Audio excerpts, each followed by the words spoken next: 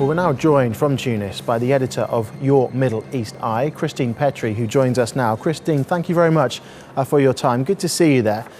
So we touched on it then. Tunisia, it's often hailed as the success story of the Arab Spring. So why exactly are we seeing protests return? Well, it's primarily because the success story is political, like you explained.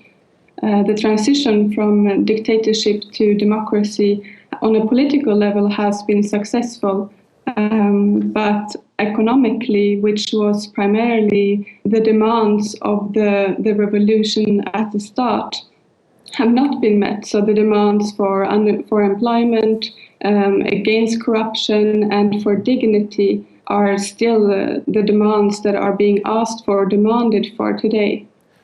So why haven't the government then addressed those issues? Is that a lack of political will, or are they in some way hamstrung by circumstance?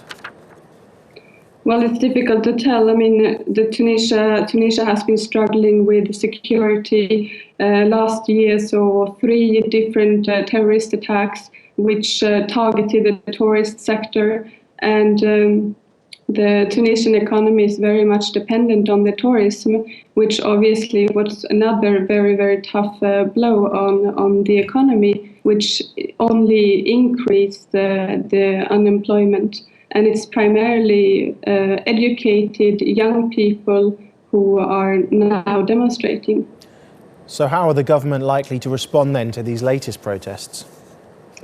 I mean, the government is likely to respond in the same way that they have been doing previously, with a lot of rhetoric, a lot of words about how to meet these demands. But what is required is more long-term structural changes, and unless the Tunisian government is going to do that, I fear that both the political success story might not be so successful after all, because the youth will not be satisfied if there is no change.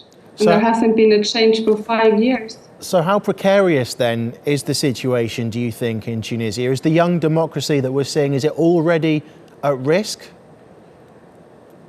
Well, it is at risk if the government isn't going to do or to handle this situation efficiently. Many people are already kind of laughing at the government when they say now that they will provide lots of new jobs, because why haven't that been done earlier? But now, because they are rioting, then the government reacts.